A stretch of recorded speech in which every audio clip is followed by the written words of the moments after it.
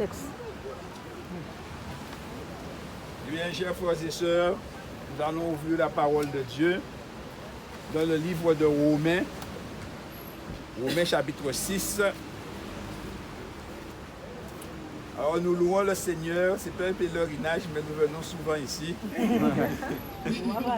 C'est ce que dit Dieu, que de prêcher, de baptiser. Et il y a plus de joie pour un seul pécheur qui se repent que pour 99 justes qui n'ont pas besoin de repentance. Donc nous aussi nous devons être en joie avec le ciel. Alors l'apôtre Paul écrit ceci dans Romains chapitre 6. Que dirons-nous donc? Demeurerions-nous dans le péché afin que la grâce abonde? Et dit, loin de là, nous qui sommes morts au péché, comment vivrions-nous encore dans le péché? Donc, Paul dit que les chrétiens sont morts au péché et qu'ils ne peuvent pas continuer à vivre dans le péché. Et il explique pourquoi il déclare qu'ils sont morts au péché. Et au verset 3, il dit, ignorez-vous que nous tous qui avons été baptisés en Jésus-Christ, c'est en sa mort que nous avons été baptisés. Nous avons donc été ensevelis avec lui par le baptême en sa mort, afin que comme Christ est ressuscité des morts, nous aussi, nous marchions en nouveauté de vie. Donc Paul explique que celui qui se fait baptiser au nom de Jésus-Christ, selon Galates 3, verset 27, où il dit, vous tous qui avez été baptisés en Christ, vous avez revêtu Christ. Donc pour l'apôtre Paul, lorsque nous nous baptisons, eh bien nous revêtons Christ, comme quelqu'un mettrait un vêtement. Mais ce vêtement est intérieur, parce que la transformation se fait à l'intérieur. Et donc il dit, nous avons revêtu Jésus. Mais puisque Jésus ne vit pas dans le péché, donc le nouveau-né ne peut pas vivre dans le péché. Et c'est pourquoi il dit, nous ne pouvons pas continuer à vivre dans le péché puisque nous avons été enterrés avec Christ. Donc quand on plongera le néophyte dans l'eau, le néophyte sera enterré avec Christ, bien que ce soit une dame.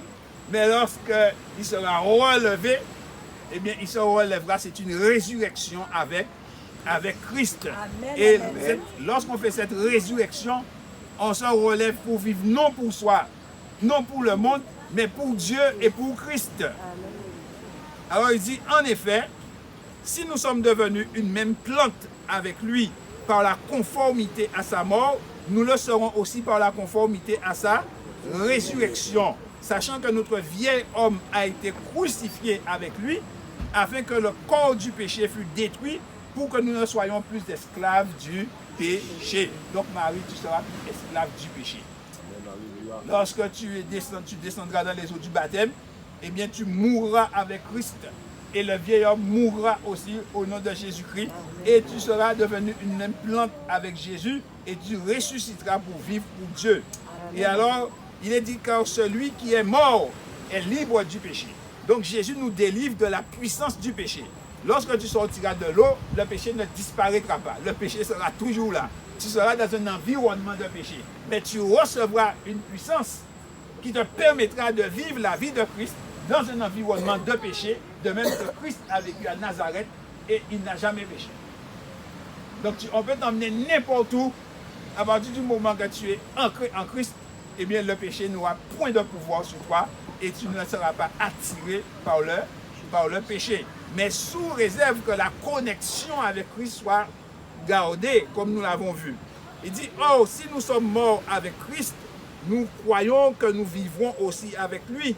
Sachant que Christ ressuscité des morts ne meurt plus, la mort n'a plus de pouvoir sur lui, car il est mort. Et c'est pour le péché qu'il est mort une fois pour toutes. Il est revenu à la vie et c'est pour Dieu qu'il vit. Donc il faut considérer qu'à partir de ce moment, tu es mort. Tu reviens à la vie pour vivre pour Christ. Il dit ainsi, vous-même, regardez-vous comme mort au péché et comme vivant pour Dieu en Christ. Que le péché ne règne donc point dans votre corps mortel et n'obéissez pas à ses convoitises. Parce que le péché viendra te solliciter. Le péché vient solliciter tout le monde. Le péché est là. Tu es dans le monde. Même quand tu iras travailler, tous tes collègues seront pareils. Ton voisin sera pareil. Rien n'aura changé. Celui qui ne t'aimait pas continuera à ne pas t'aimer. Mais à la différence qu'aujourd'hui, avant tu le haïssais, mais maintenant en Christ tu l'aimes. C'est le changement qui s'est produit. Le changement s'est produit en toi, mais pas en eux. Donc c'est toi qui deviens la lumière du monde pour les éclairer et pour qu'ils puissent se poser la question, mais comment tu as fait pour changer? Et pourquoi tu leur expliques qu'ils doivent eux aussi mourir en Christ pour vivre désormais. Ainsi, Dieu nous appelle, chers amis, à mourir à nous-mêmes, à mourir au péché, mais en vivant non selon la chair désormais, mais en Jésus-Christ. Et l'apôtre va continuer, il va dire, il n'y a pas de condamnation pour ceux qui sont en Jésus-Christ. Donc maintenant, tu vas être libéré de la puissance du péché, mais pas de la puissance du péché. Quand Jésus reviendra, nous serons libérés de la puissance du péché, mais aussi de la présence du péché. Et c'est alors que nous pourrons vivre sans être tentés. Mais avant cela, nous serons toujours tentés. Mais Dieu a prévu un moyen pour que nous puissions surmonter les tentations. Mais il faudra résister. D'accord? Et pour résister, il faut maintenir une connexion avec Jésus. Tu vas recevoir un pouvoir que ni la terre, ni la mort, ni l'enfer ne peuvent dominer. L'Esprit de Dieu.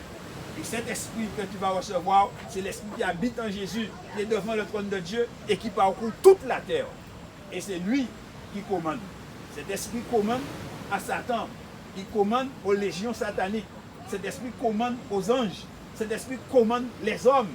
Donc ce que tu vas recevoir, c'est l'esprit de Christ. Et comme Christ est roi des rois et seigneur des seigneurs, toi aussi, tu vas changer de position. Avant, tu avais une position de pécheresse. Maintenant, tu vas avoir une position d'enfant de Dieu. Assis sur le trône avec Jésus dans la gloire. Quoique maintenant, que personne ne t'applaudira parce que tu as accepté Jésus.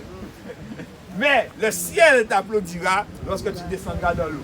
Alors, sois assuré que maintenant, le Père, le Fils et le Saint-Esprit seront avec toi pour le temps et pour l'éternité. Donc, bien-aimés, chers frères et sœurs, nous allons prier avec elle pour participer à ce miracle. Et ceux qui sont ici, ceux qui voudraient que le Seigneur puisse encore les fortifier, ceux qui ont déjà dit oui à Jésus, eh bien, ils peuvent s'approcher pendant la prière et demander à Dieu, effectivement, Seigneur, fortifie-moi et aide-moi à vivre comme toi tu as vécu, aide-moi à triompher du péché. Et peut-être que vous avez quelque chose qui lutte contre vous, eh bien, il faut dire à Jésus, Seigneur, à cette occasion, puisque tu es là, brise-le et permets-moi de vivre comme toi tu as vécu. Amen. Alors, s'il y a quelqu'un qui peut venir, le pasteur Mathieu va prier. Nous pouvons nous approcher, mes frères. Je pense que nous devrions tous nous approcher.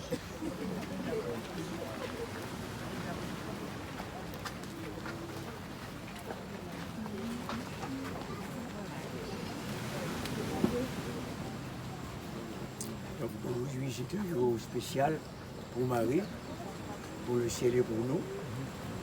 Donc c'est pas peu de choses lorsque quelqu'un va lier sa vie à Jésus-Christ. À condition que nous ayons la foi. Je ne veux jamais cesser de répéter que lorsque nous faisons alliance avec Jésus, nous épousons sa pensée. Ce n'est pas la vie de l'Église qu'on épouse, hein. Nous épousons la pensée du Christ. Et lorsque nous épousons sa pensée, Jésus nous introduit, nous incorpore dans sa nature divine. Il y a des gens qui entendent ça, mais quand ils disent, mais comment ça? C'est ça que Dieu est capable de faire. Dieu peut tout faire. Mais c'est sûr que tu vas vivre. Et c'est pourquoi que dans cette prière, nous allons demander à Dieu de commander ta foi pour que tu saisisses cette science. C'est une science qui dépasse toute connaissance humaine, mais que Dieu fait pour celui qui lui fait confiance. Et au fur et à mesure que ta connaissance augmentera, tu verras les promesses accomplies dans ta vie. Et tu deviendras une lumière. Et ceux qui seront à côté de toi verront que la lumière de Dieu brille en toi. Parce que tu deviens lumière en Christ qui est la lumière du monde. Ce n'est pas peu de choses ce que tu vas faire maintenant et ce que nous ferons avec toi. Nous allons prier. Éternel, notre Dieu, notre Père, en ce saint sabbat, je vous bénis que tu as mis à part pour les choses spirituelles, pour les choses sacrées, pour les choses saintes. Voilà que maintenant Marie va rentrer dans ta vie sainte, pour vivre avec toi dans la sainteté, pour vivre dans la sanctification du Saint-Esprit, et qu'elle vive entièrement dans la vérité, sanctifie-les par ta vérité, ta parole est la vérité. Que cette vérité s'imprègne dans la vie, dans la conscience de ta servante. Et que chaque jour, elle a le sentiment de vivre dans l'atmosphère du ciel, dans la présence de Dieu et de ses anges. Et que tous les jours, elle soit de plus en plus convaincue que Jésus vit en elle et elle en Jésus. Et que finalement, qu'ils deviennent qu'un avec Jésus, avec le Père, parce que c'est la promesse de Jésus. Jusqu'à ce que nous devenions un, Dieu en nous, nous en lui, et ceci aujourd'hui et dans les jours qui viennent et pendant l'éternité. Que Dieu nous bénisse tous ici présents en son nom et pour ta gloire. Amen. Amen. Amen.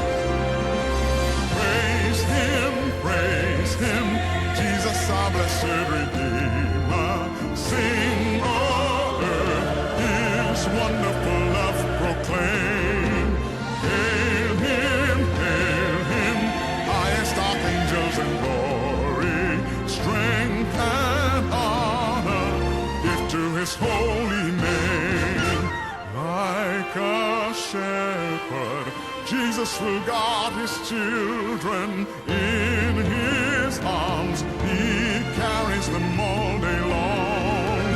Praise him, tell of his excellent greatness. Praise him, ever in joyful song.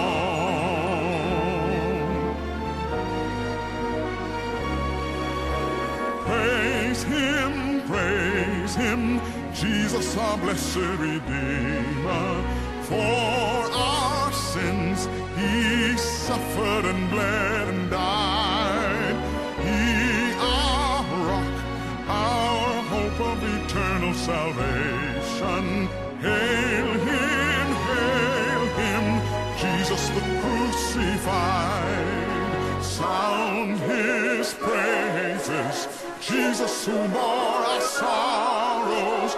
Love unbounded, wonderful, deep and strong. Praise him, tell of his excellent greatness. Praise him, ever in joyful song.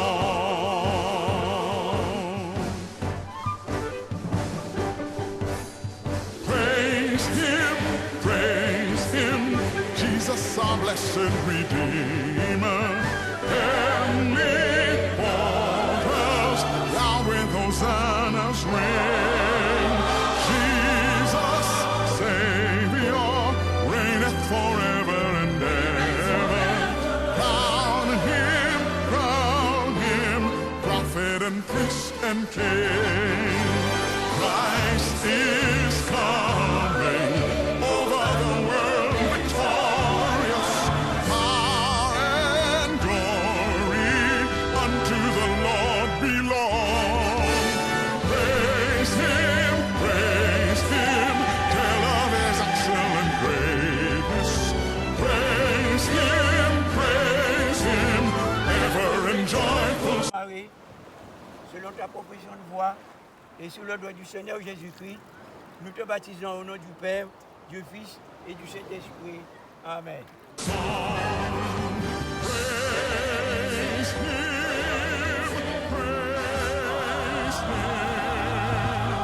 ever in joyful, ever in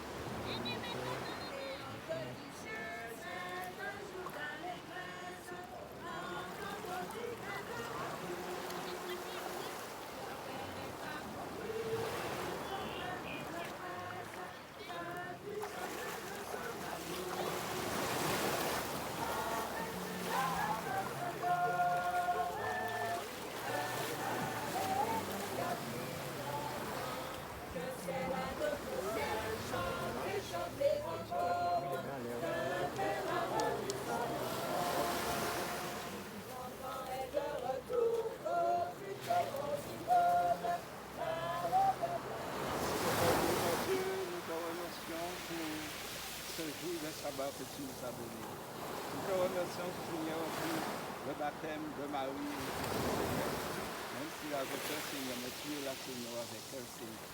Béni sois-tu, chacun de nous qui est aujourd'hui avec toi, Seigneur. Nous te prions, Seigneur, au nom de Jésus et de ta gloire. Amen. Amen.